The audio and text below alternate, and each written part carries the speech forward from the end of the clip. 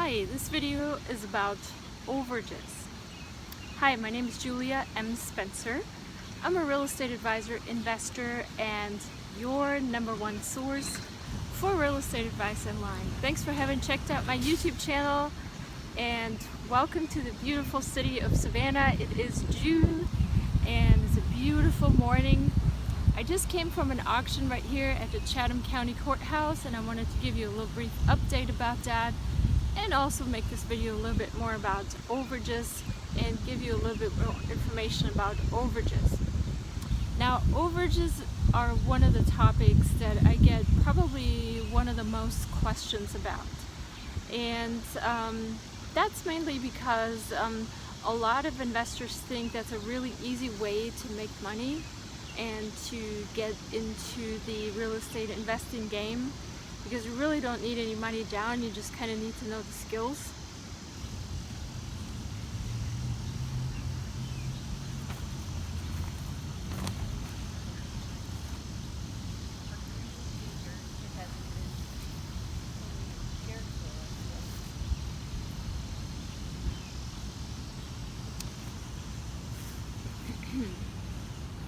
So with this video, I want to tell you a little bit about how overages are generated, because I just came from the sale and we had two humongous overages that were just generated, and also to answer some questions that I get from subscribers a lot, asking me where can they get the list of the overages.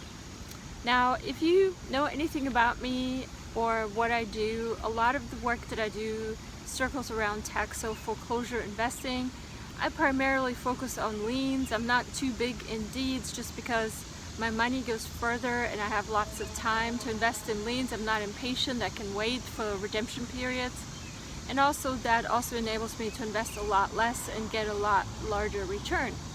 Now, when you invest in liens, of course, you are investing in a lot of times in states where overages are created simply because the taxes that are owed that a property is auctioned off for are much less than the worth of the property.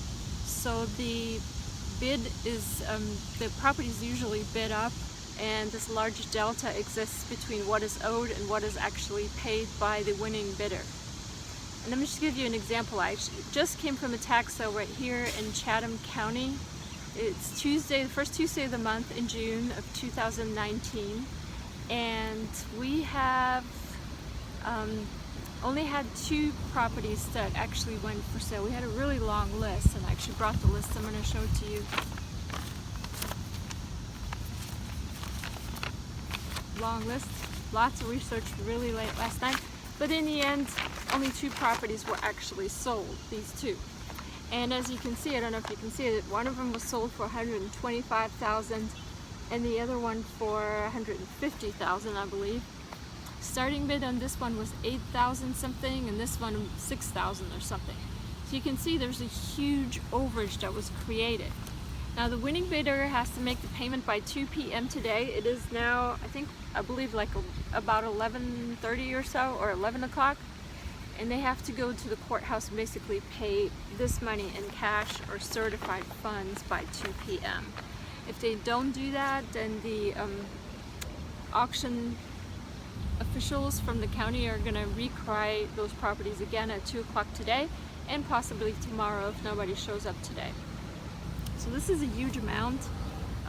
Some people have that much money sitting in their bank account. I don't. But a lot of overage investors see this overage, and by law, the overage is due to the original owner. Now, how do you find the original owner, and how do you help them collect this money for them? This is what you see in infomercials late at night, where people say, we'll help you recover government funds. That's kind of what they're talking about. How do you get to this overage? So in the actual ad right here, it lists the owner of record as we went to the auction. So you do have the name. You can also go to a tax assessor's or tax commissioner's website, and you can look at the property cards there and find out the address of the owner. A lot of times the address of the owner is different than the actual property address. For example, if it's an out-of-state owner or it's a landlord, and so you can see the actual address. So you have kind of like a starting point. You have a name, you have an address, and then most likely, hopefully, you'll be able to go and find that person somehow. Maybe you look up in a telephone book or do a Google search or whatever. And that is actually the key for overage investing, is trying to find the original owners. A lot of times, and I had a question about this right here at this auction, a lot of times the owner is deceased, or they're in ill health, maybe have dementia, or in a home, or just plain old missing, left the country, left their property and left. You'd be surprised how often that actually happens. And I've purchased many properties from owners who have just basically deserted the property and left. And it's crazy to think of it that way, but it does happen still to this day and age. So, long story short, how do you find them? Well, use your detective skills. Try to figure out how you could find them. Find the address that is listed on the property card and go there. Maybe you can find them there.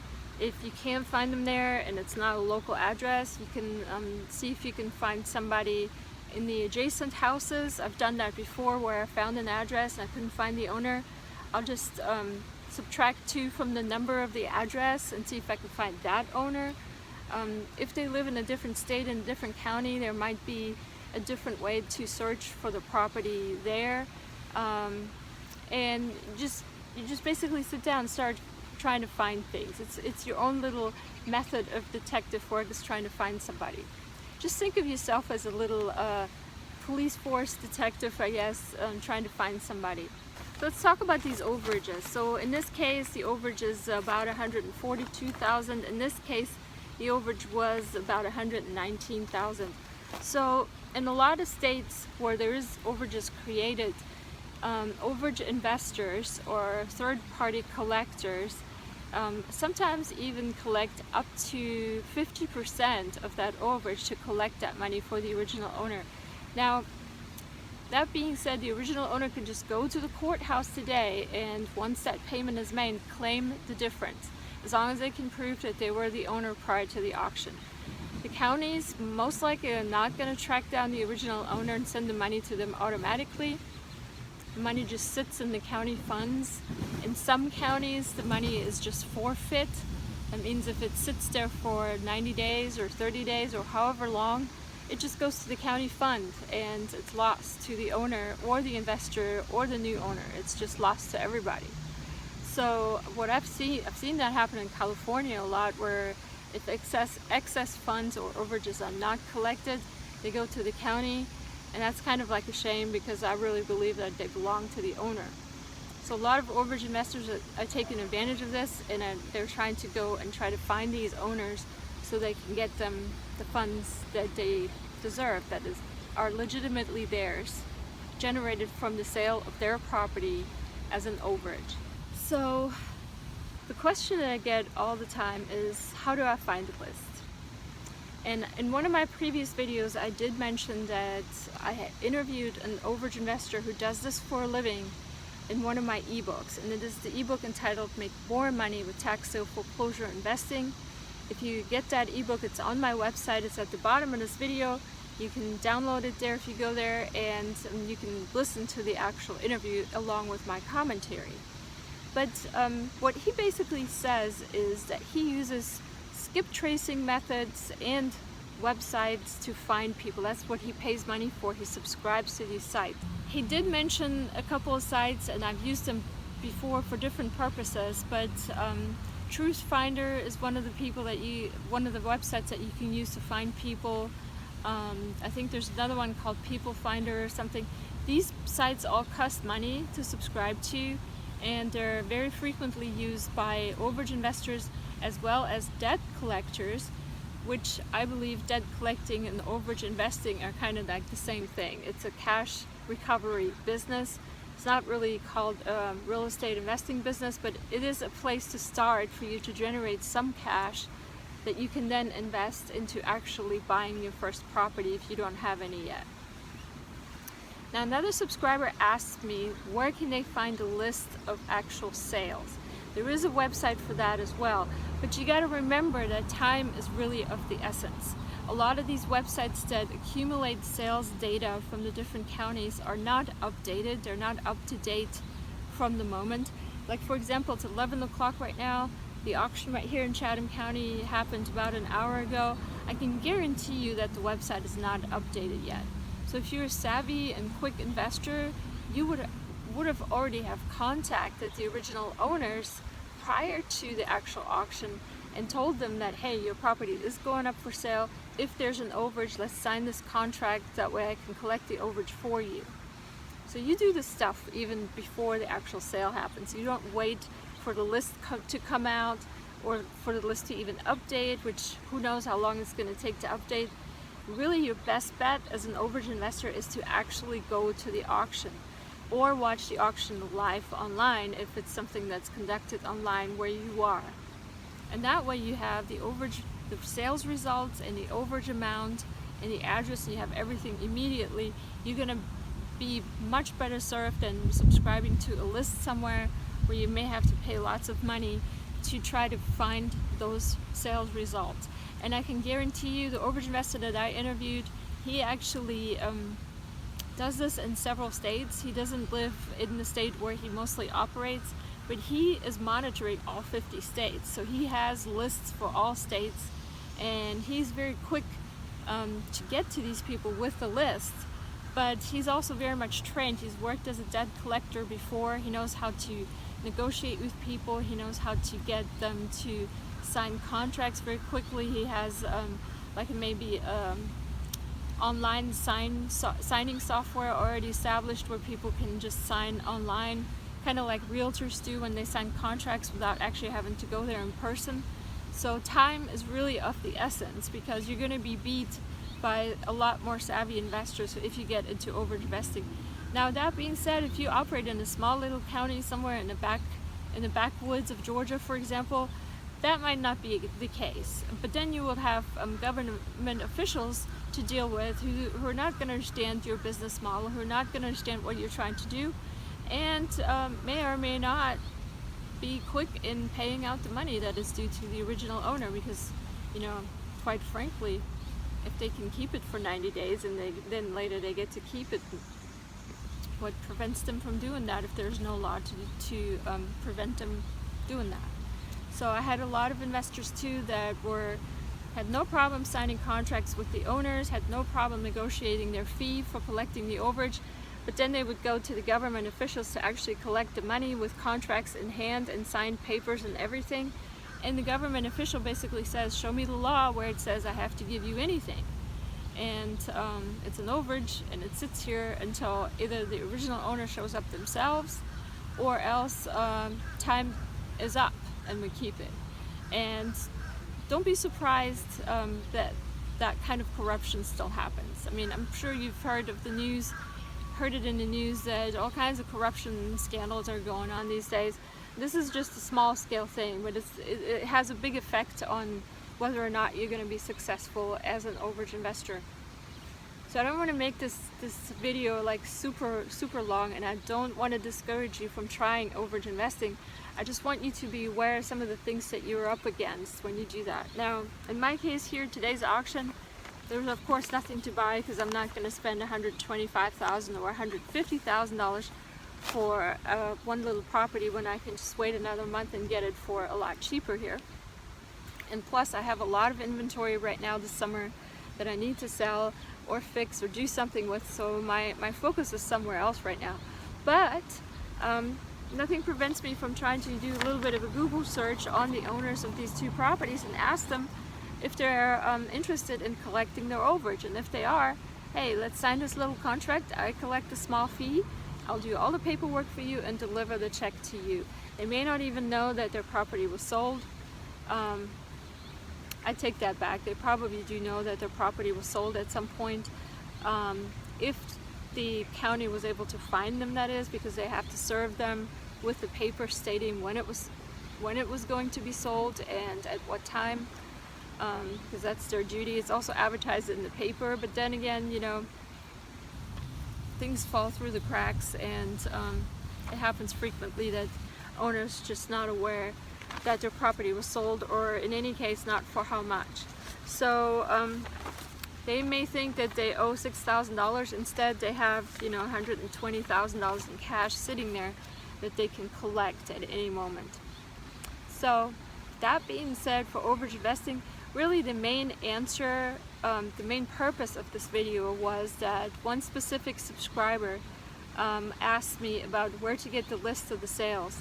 The best way to get the list of a sale, to see if there's an overage generated, there is no best list actually. The best way to get the most up-to-date information is to actually go to the sale and make the notes, or send somebody, if you have somebody in that area, to make notes for you and give you that information very, very quickly. And you will always also be able to negotiate with the owners prior to the sale to figure out something before the property is actually sold at the auction itself. I can place here at the bottom a link of a website where you can subscribe and get the sales results. There's a fee, of course, associated with that. I'm not affiliated with this website, and from what I've found is that the sales, when I did the search, the sales were way behind. They're like 6 months behind, or 4 months behind, or 3 months behind. That doesn't go to say that there might still be an overage sitting there, but the more time passes, of course, you realize that the less likely you're going to be able to collect on that money. You really, as an overage investor, you really need to act on this stuff very quickly. You need to get moving on it from the moment that the property sells, or even before. And if you wait for some list to come out at some site where you have to even pay to get it, you're already many, many steps behind. So I recommend against doing that. So yeah. So the website will be at the bottom. Make sure you subscribe to my channel right here on YouTube. Make sure you click the bell button so you're updated when I upload new stuff. Make sure you send me comments, questions, suggestions, criticism. I use that information to make new videos. And have a great day, everybody. I'm here at Orleans Square in downtown Savannah. It's very close to the courthouse. I think my parking is almost up, so I gotta go. Make sure you stay in contact. One brief thing that I wanted to mention, I do sometimes meet people at this local auction that have bought my ebooks and have subscribed to my channel, and they send me questions and I didn't answer them. At this point, I get a lot of questions on YouTube and I get a lot of emails, and I do try to sometimes sit down and spend a couple hours answering, but I'm not very efficient at it, and I don't have a lot of time to get to everybody. So if you have a very, very urgent, pressing question, make sure you write that in the title of your email or in your comment below, so I can make sure that I can get to it. If I don't see it, I may not see it right away. I do try to read all the comments, so I know when you send me something, I read it right away. I just may not be able to have the time to answer you in a proper, long way. And yeah, have a great day. Today is a beautiful first Tuesday of the month, June 2019. Hello from Orleans Square in downtown Savannah, Georgia. Have a great day, everybody, and happy investing. And don't forget to subscribe right here. Also, you'll get your free guide to real estate investing there. Have a great day. For your free guide to real estate investing, visit juliamspencer.com.